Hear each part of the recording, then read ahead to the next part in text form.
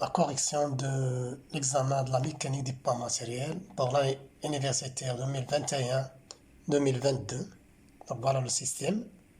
Donc un anneau assimilé à un point matériel M, voilà M, de masse M, se déplace sans frottement sur un axe O1A, voilà O1A. Le point M est attaché à l'extrémité d'un ressort de constante de raideur K et de longueur AVED et L0. L'autre extrémité des ressorts est fixée au point O1, voilà O1, voilà l'axe O1A. Voilà la figure ci-contre. L'axe O1A est horizontal et animé d'un mouvement de rotation uniforme autour de l'axe OZ. Voilà l'axe O1A effectue un mouvement de rotation autour de l'axe OZ avec une vitesse angulaire constante oméga. Une vitesse angulaire constante oméga, bien sûr, qui est égale à phi point, Et le point O1 est repéré par OO1 est égal à V0, qui est constante, fois T, selon le vecteur unitaire K, avec T si le temps, et V0 est une constante positive. Voilà l'énoncé du problème. Et soit aussi R, OIJK, voilà OIJK, c'est le repère de laboratoire, c'est posé galiléen, et R1, O1, Euro, Ophi, K, voilà, O1, Euro, Ophi, K, le repère non galiléen, c'est-à-dire un repère qui est relatif, lié à l'axe O1A. Le point M est repéré dans le référentiel R1 par O1M, voilà O1M, qui est égal à ρ ρ, avec phi qui est égal à oméga t, c'est l'angle comprise I, entre I et voilà euro, ou bien voilà I et voilà euro. Voilà, or. Donc voilà l'énoncé de problème. Donc c'est un système, bien sûr, c'est un point matériel qui est lié à un ressort et qui effectue un mouvement selon un axe O1O, bien sûr, horizontalement par rapport à l'axe O, X, Y. D'accord? Donc, toutes les expressions, ou bien toutes les grandeurs vectorielles doivent être exprimées dans la base oroffique. Donc voilà l'énoncé du problème, c'est un système qui est simple. Donc le vecteur position dans la base R, dans la base absolue, c'est OM qui est égal bien sûr O1 plus O1M. Avec O1 c'est V0T selon K et O1M est égal à ρ. Donc le vecteur de position OM c'est V0T selon K plus ρ. Voilà le vecteur de position dans la base R. Alors le vecteur de position dans la base R1 c'est O1, c'est l'origine de la base bien sûr, c'est l'origine des repères R1, O1, Euro, Ophi, K. Donc le vecteur de position par rapport à R1, c'est O1M qui est égal directement ρ selon Euro. Voilà, l'énoncé de problème, c'est un cas qui passe à la correction de l'examen de la mécanique, bien sûr, du point matériel pour 2021-2022. Donc, dans la première partie, il s'agit de l'application, c'est l'application du principe fondamental de la dynamique dans R. Donc, la première question, c'était établir les expressions du vecteur vitesse V de M par rapport à R et du vecteur accélération gamma de M par rapport à R. Donc, la réponse est très simple. Donc, les expressions, on répond comme suit. Les expressions de la vitesse et de l'accélération de M dans R sont. Donc, bien sûr, pour déterminer la vitesse, il suffit d'appliquer la définition, la vitesse de M par rapport à R est égale à la dérivée de vecteur de position par rapport au temps dans R, avec OM est égal à bien sûr ρ plus V0T selon K. Selon l'énoncé, bien sûr, des problèmes. Maintenant, on va dériver ce vecteur position OM. Donc, la vitesse de M par rapport à R, donc la dérivée de ce vecteur position, donc c'est ρ.euro, voilà ρ.euro, plus rho fois dérivée de d rho sur dt qui est égal à bien sûr rho phi point o phi plus la dérivée de ce terme v0 constante et k est un vecteur constant aussi dans la base R. Seulement il restait donc la dérivée de ce terme c'est v0k. Donc on trouve le vecteur vitesse qui est égal à rho point rho plus rho oméga o phi plus v0k. Voilà la réponse. Alors maintenant on passe au calcul de l'accélération dans R. Donc gamma de m par rapport à R, c'est la dérivée de la vitesse par rapport au temps. Donc la dérivée de vitesse, la dérivée de ça c'est rho de point sur un euro plus rho point fois dérivée de d euro sur dt, c'est-à-dire phi point e phi. Donc c'est rho point avec phi point est égal à oméga, donc oméga e phi plus la dérivée de ce terme qui est égal à rho point oméga e phi, rho point oméga e phi, plus rho oméga fois dérivée de e phi par rapport au temps qui est égal à moins phi fois rho. Donc moins rho oméga au carré selon rho. Voilà, donc ici un rho. Donc je factorise par le vecteur unitaire. Donc l'accélération est égale à rho de point moins rho oméga au carré selon rho plus 2 rho point oméga e phi. Voilà l'expression de l'accélération. Maintenant, on passe à autre question, c'est faire la deuxième question, c'est faire le bilan des forces appliquées à M dans R en donnant l'expression de chacune d'elles. Donc, la réponse, le bilan des forces appliquées est comme ça. Donc, on a trois forces appliquées sur le point M, c'est le poids P qui est égal à bien sûr mg selon moins k et la force de rappel qui est égale à F moins K fois la position à l'instant T qui est ρ moins l'élongation initiale qui est moins S0 selon ρ. Et la troisième, c'est la réaction, bien sûr, le mouvement est effectué sans frottement, c'est-à-dire que la R, bien la réaction selon le sens du mouvement est égal à 0. Donc la réaction dans ce cas est égale à R phi E phi plus R0K. Voilà les trois forces appliquées au point M. Maintenant, la troisième question, c'était écrire le principe fondamental de la dynamique dans R en l'exprimant bien sûr dans la base ρ E phi K. C'est très simple, il suffit d'appliquer le principe fondamental de la dynamique, la somme des forces est égale à M gamma. Donc, je peux l'exprimer facilement dans cette base. Donc, c'est M fois gamma, voilà l'expression de gamma. Et bien sûr, phi, voilà l'expression de phi, voilà R, l'expression de R. Et aussi, voilà l'expression de P qui est égale à moins mg sur un K. Donc, voilà. Et je peux écrire sous cette forme. Il suffit de rassembler ou bien de factoriser terme par terme selon le vecteur unitaire.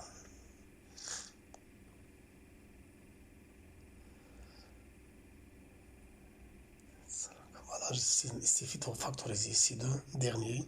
C'est moins mg moins rz selon k. Voilà l'expression ou bien le principe fondamental de la dynamique dans la base ρ E phi k. Donc voilà, on passe à la quatrième question, c'est projeter la relation vectorielle obtenue respectivement sur ρ E phi k et déterminer les composants de la réaction R et en déduire que l'équation différentielle vérifiée par ρ est donnée par cette équation différentielle. C'est très simple, il suffit de projeter bien sûr ce principe selon ρ. Qu'est-ce qu'on va trouver? ρ, donc on va trouver m ρ de point moins ρ oméga au carré est égal à moins k fois ou bien un facteur de ρ moins L0. L'autre expression, on va trouver que 2 ρ point oméga est égal à R phi. Alors, moins mg moins rz est égal à 0. Donc voilà ce qu'on va trouver. Donc la projection sur les vecteurs de la base ρ phi, c'est la réponse de ces questions. Donc la projection selon ρ, comme j'ai dit, c'est m ρ de point moins ρ oméga est égal à moins k rho moins L0. Selon O phi, voilà l'expression. Et selon K, voilà l'expression. C'est très simple. Donc, maintenant, on va déterminer le composant de la réaction et déduire l'équation différentielle. Donc, à partir de ces trois équations, je peux sortir l'expression de phi et de Rz et aussi l'équation différentielle en projetant selon la trajectoire ou bien selon le sens du mouvement. Donc, les composantes de R sont R phi est égal à 2m rho point oméga et Rz c'est mg. C'est très simple.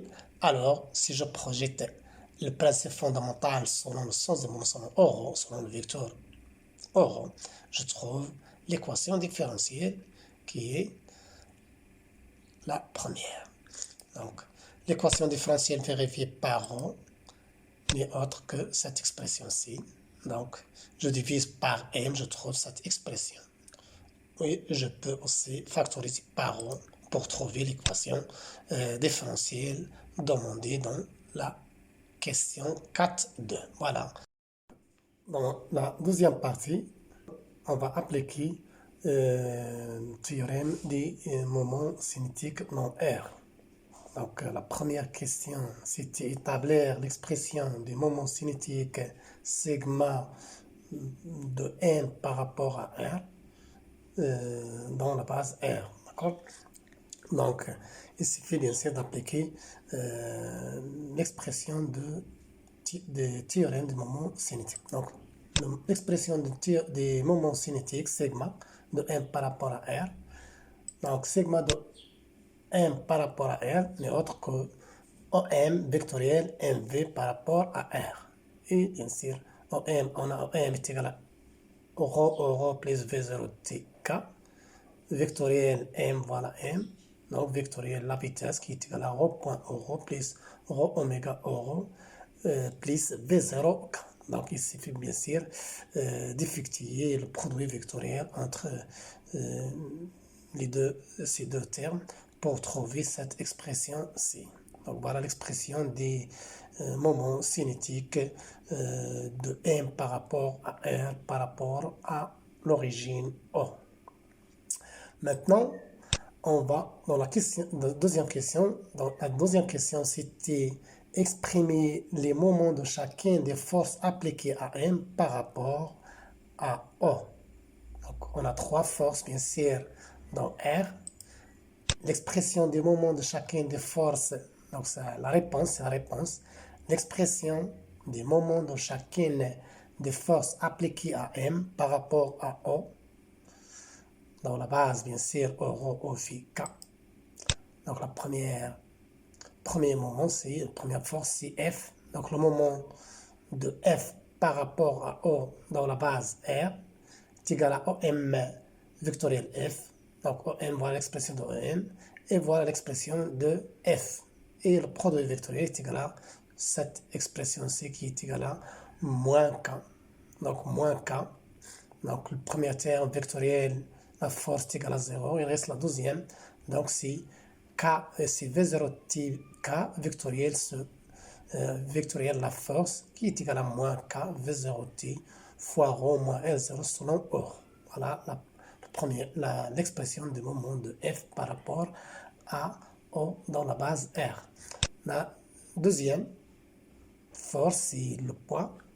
Donc, le moment de P par rapport à O par rapport à R, c'est OM vectoriel P, c'est-à-dire vectoriel MG, qui est égal à, bien sûr, l'expression du vecteur position vectoriel, le poids, qui est égal à simplement M0 E.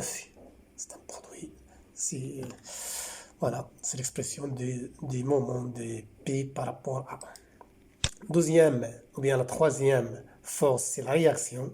Et le moment de la réaction par rapport à O dans la base R, c'est OM vectoriel R, qui est égal à, bien sûr, l'expression de OM vectoriel, l'expression de R, qui est égal à, en effectuant bien sûr le produit vectoriel, on trouve l'expression du moment de la réaction par rapport à l'origine O dans la base R. Voilà les moments des forces appliquées à M dans la base R.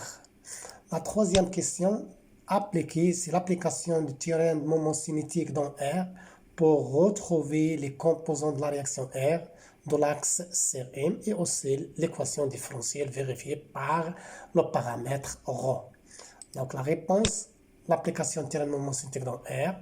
Donc, bien sûr, le théorème de moment cinétique dans R s'écrit sous cette forme. C'est la dérivée du moment cinétique par rapport au temps est égale à la somme des moments des forces appliquées, la somme des trois. Dans ce cas, on a trois forces. Le moment de F plus le moment de P plus le moment de la réaction. Donc, on va calculer terme par terme pour appliquer ce théorème de moment cinétique. Donc, on va maintenant calculer la dérivée du moment cinétique par rapport au temps. Donc, la dérivée du moment cinétique par rapport au temps, il suffit de dériver le moment cinétique terme par terme par rapport au temps, bien sûr, avec euro et phi sont aussi des vecteurs unitaires mais variables par rapport à R. Donc, un calcul correct nous permet de trouver la dérivée du moment cinétique par rapport au temps qui est égale à cette expression-ci. Voilà l'expression du théorème du moment cinétique par rapport au temps. Donc, la dérivée de tout ça par rapport au temps, après un calcul, bien sûr, qui demande un peu. Donc, voilà l'expression de la dérivée de moment cinétique par rapport au temps. Maintenant, on va appliquer le théorème de moment cinétique et on écrit donc le théorème de moment cinétique, c'est-à-dire ce terme-là, c'est l'expression de la dérivée de moment cinétique par rapport au temps est égale à la somme des moments de force appliquées. Donc voilà ce terme-là, ou bien l'expression de théorème de moment cinétique par rapport au temps. L'expression des moments cinétiques par rapport au temps est égale à la somme des moments de force appliqués. Donc je peux reformuler cette expression-ci pour simplifier. Voilà l'expression ou bien voilà l'expression du théorème de moment cinétique par rapport à O dans la base R.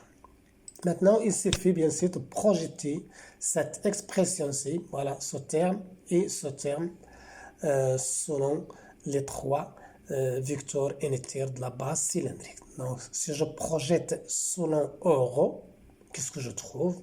Je trouve les composants de la réaction et voilà les composants de la réaction R de l'axe CRM.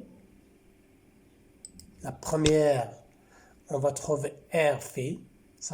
Si je projette selon euro, je trouve que moins 2 mv0t rho point euro est égal à moins R phi v0t selon euro. Donc la première, elle nous donne bien sûr R phi est égal à 2m rho point 2m rho point oméga, bien sûr, en simplifiant par v0t, voilà v0t. La deuxième, RZ, voilà RZ, il suffit de projeter selon OFI pour trouver RZ. On va trouver facilement que RZ est égal à MG.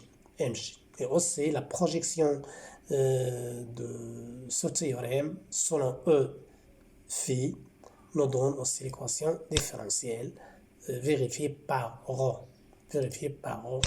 Donc la projection selon E phi, qu'est-ce qu'elle nous donne? Bien sûr, moins mv0 t facteur t rho oméga carré moins rho de point t est égal à ces termes-ci. D'accord? Et bien sûr, on va factoriser par le temps et on trouve tout simplement on va trouver tout simplement l'équation différentielle vérifiée par ρ. Donc c'est un calcul simple. Il suffit bien sûr de remarquer que l'application de théorème de moment cinétique, bien sûr, il est dans la base absolue. Et de faire les calculs corrects pour obtenir les résultats ou bien les réponses souhaitées. Voilà. Donc la troisième partie concerne l'étude des aspects énergétiques dans la base relative R1. Donc, la première question, c'était établir les expressions des vecteurs vitesse V de M par rapport à R1, des vecteurs accélération d'entraînement et des vecteurs accélération de Coriolis. Alors, la réponse est très simple. Les expressions de la vitesse et des accélérations d'entraînement de pyrolyse de M dans R1 sont, bien sûr, il suffit ici de savoir que le vecteur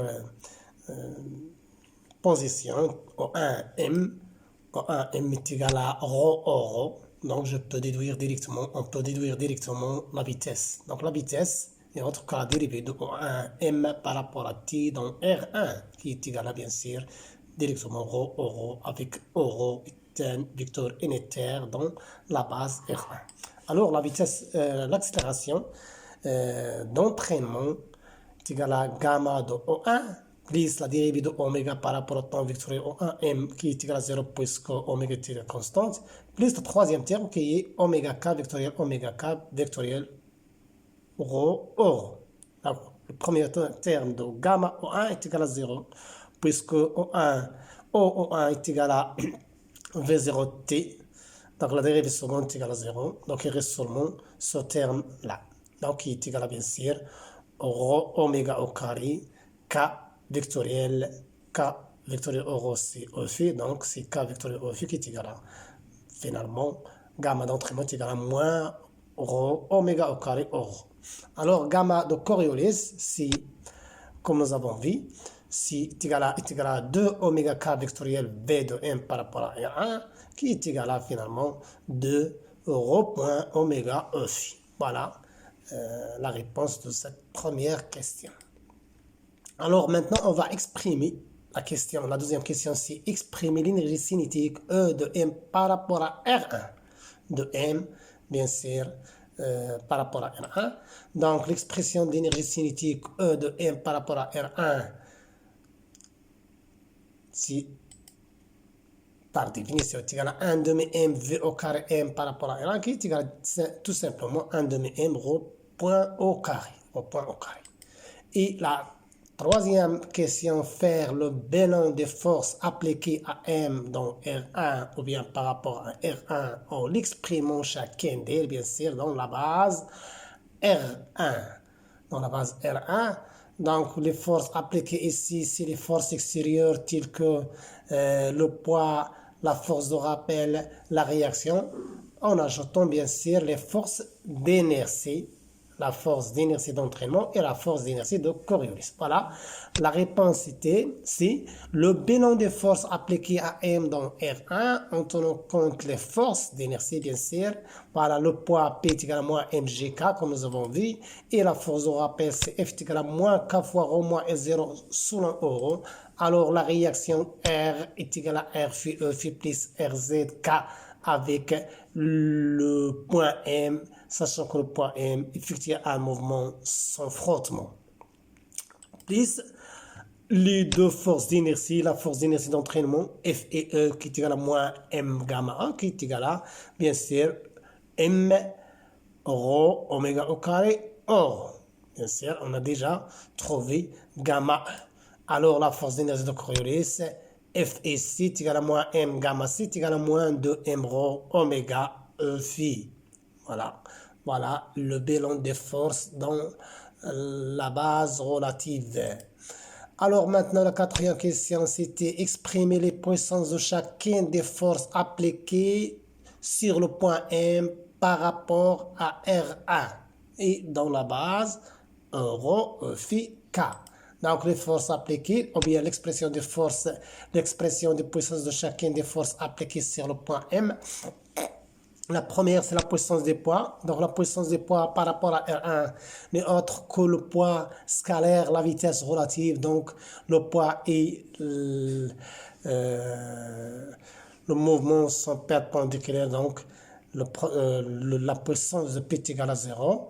Alors, la puissance de la force de rappel PF, P de F par rapport à R1 est égale à la force F scalaire, la vitesse, qui est égale à, bien sûr, cette expression qui moins K fois ρ moins R0 fois ρ point avec ρ scalaire, avec E ρ scalaire, ρ est égal à 1, bien sûr.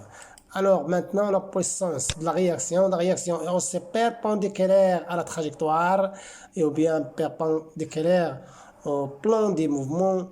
Donc, la puissance de cette force de réaction est égale à 0. Alors, la puissance de la force d'inertie d'entraînement, la puissance de la force d'inertie d'entraînement n'est autre que la force d'entraînement scalaire, la vitesse relative, qui est égale à, bien sûr, m oméga au carré rho point. La dernière expression, c'est la puissance de la force d'inertie de Coriolis. Donc, P de F et C est égal à la force de Coriolis scalaire la vitesse, qui est égale à, bien sûr, 0. Voilà les expressions des puissances de chacun des forces appliquées sur le point M dans R1. Maintenant, la cinquième question. En appliquant le théorème d'énergie cinétique, retrouvez l'équation différentielle vérifiée par rho. Ok, c'est très simple. Il suffit d'appliquer le théorème d'énergie cinétique pour retrouver l'équation différentielle vérifiée par rho.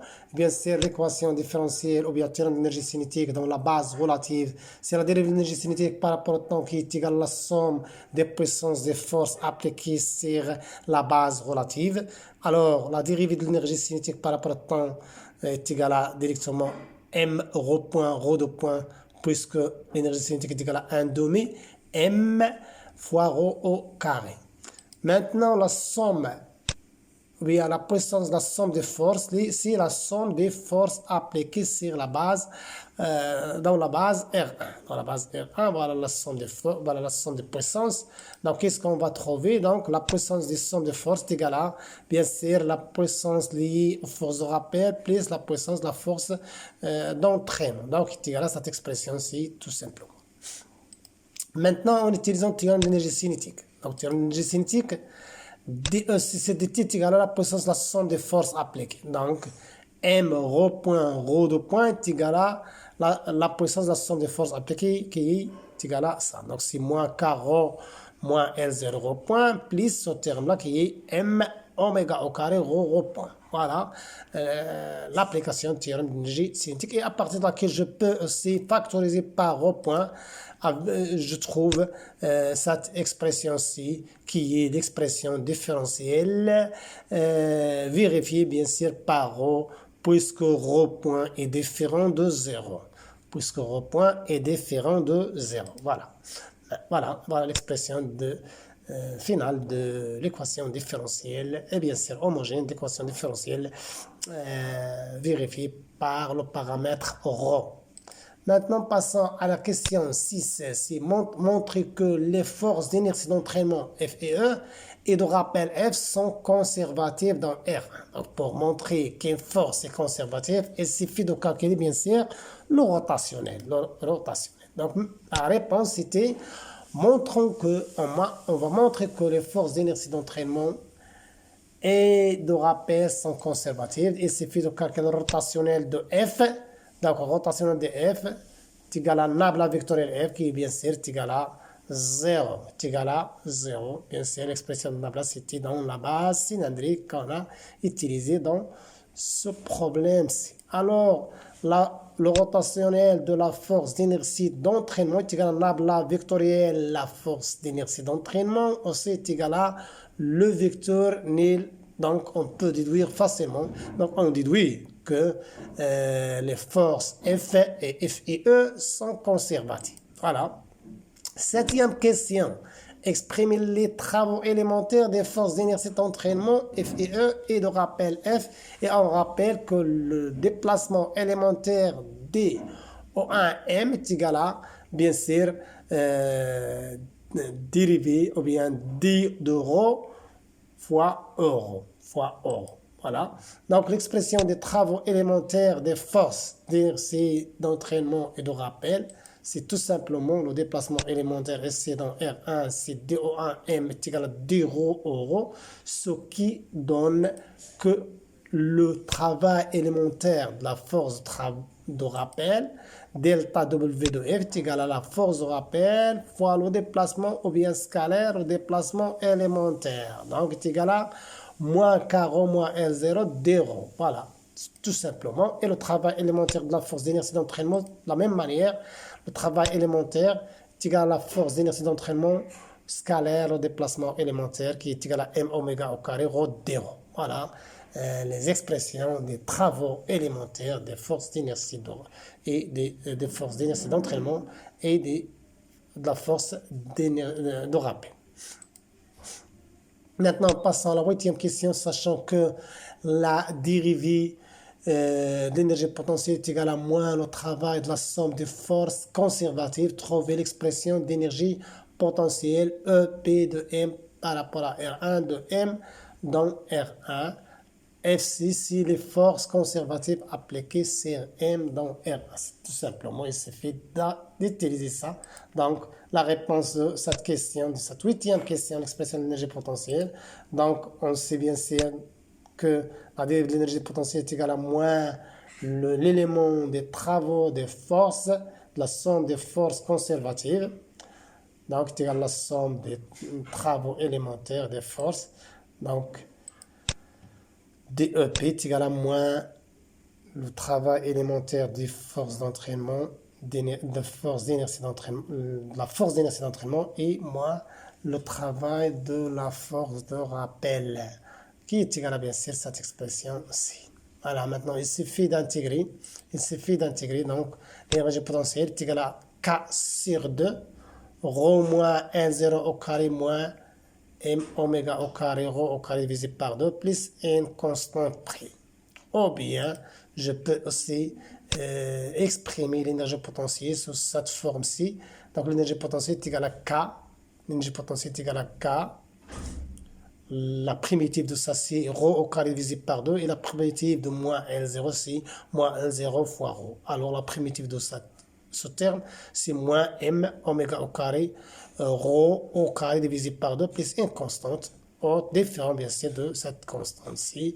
Les deux expressions bien sûr ne permettent, n'ont aucun effet ou bien sont correctes. Donc on peut prendre une constante, la constante nil, ça parce qu'elle n'a pas d'influence sur les résultats physiques ou bien sur les calculs qui suivent. 9e question, on déduire l'expression de l'énergie mécanique OM de M par rapport à RA de M dans RA. Donc E de M par rapport à R1 est égal à l'énergie cinétique dans la base relative à 1 demi M rho point au carré plus l'énergie potentielle qui est égale à K sur 2 rho moins L0 au carré moins M oméga au carré rho au carré divisé par 2 plus une constante. Donc, c'est très simple, l'expression c'est la même chose, on déduire, donc on va déduire ça tout ça, directement. Donc l'expression d'énergie mécanique OM de M par rapport à R1, donc c'est l'énergie cinétique plus l'énergie potentielle, donc l'énergie cinétique dans R1 plus l'énergie potentielle qu'on a calculé dans la 8e question. Et 10e question, l'énergie mécanique OM est-il conservative? Est-il conservé ou non? Bien, j'ai suivi votre réponse. Donc, please, qu'une réponse. La première réponse, c'est oui. L'énergie mécanique OM se conserve car les travaux de force qui travaillent dans R1 sont de forme différentielle totale sous les forces conservatives qui travaillent. Voilà, c'est-à-dire, ou bien on dit tout simplement que le moment est effectif sans frottement. Tout simplement, on dit que l'énergie mécanique reste constante. Donc, bien sûr, dans notre cas de la mécanique des poids matériels.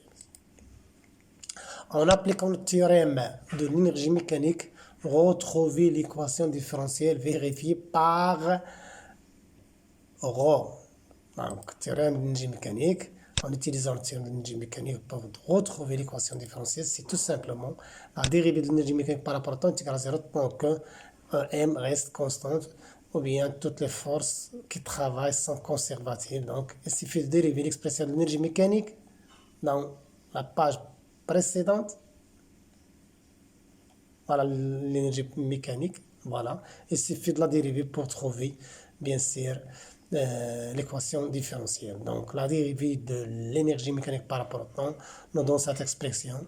Et on va bien sûr factoriser par ρ point pour retrouver ρ point M, ou bien on va diviser par M ρ point pour retrouver l'équation différentielle vérifiée par ρ. Et sachant que ρ point il est différent de 0, bien sûr, donc on a un mouvement, on va retrouver l'équation différentielle vérifiée par ρ.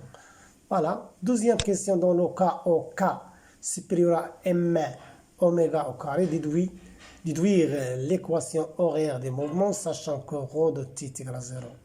Lorsque t est égal à 0 est égal à 0, et ρ point de 0 est égal à 0.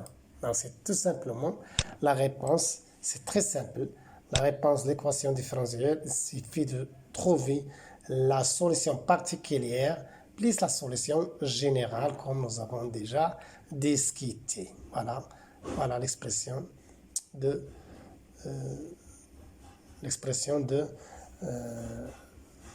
l'équation horaire des mouvements. Et en utilisant bien sûr les conditions initiales, on va trouver quoi? On va trouver que ρ de 0 est égal à 0 est égal à ρ de 0 est égal à A plus B plus ce terme-là.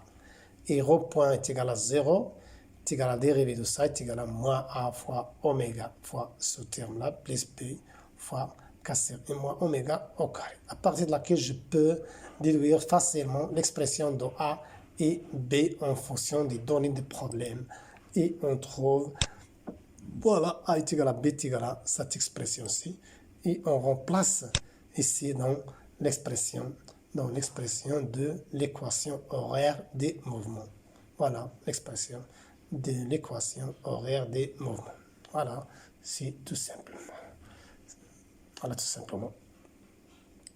Voilà, maintenant, 13e question, déterminer la position d'équilibre et étudier la stabilité. Donc, pour déterminer la position, bien sûr, on va calculer la dérivée de l'énergie potentielle. La stabilité, on va calculer la dérivée seconde par rapport aux paramètres de configuration. Donc, la réponse, on détermine la position d'équilibre et on va étudier aussi la stabilité. Donc, les positions d'équilibre s'obtiennent comme suit. On va dériver bien sûr l'énergie potentielle par rapport aux paramètres. On a le paramètre ici, c'est ρ, tout seul. Donc, ρ à l'équilibre est égal à 0. C'est-à-dire, la dérivée de l'énergie potentielle par rapport à ρ nous donne ρ de l'équilibre qui est égal à directement KL0 sur ρ moins m oméga au carré. Moins oméga au carré. Alors, l'étude de la stabilité, on va dériver une deuxième fois l'énergie potentielle par rapport à ρ pour trouver la stabilité. Donc, la dérivée seconde de l'énergie potentielle par rapport à ρ est égale à directement K moins M. Il suffit bien sûr de dériver une deuxième fois l'énergie potentielle. Donc, est égal à K moins M oméga au carré. Et bien sûr, ce terme est supérieur. Ce terme est supérieur à 0. C'est une position. Donc, on conclut que ρ à l'équilibre est égal à K L0 sur M moins M oméga au carré est une position d'équilibre si K moins M oméga est supérieur à 0. C'est-à-dire K supérieur à M oméga au carré est instable dans le cas contraire lorsqu'il est inférieur à 0. Voilà.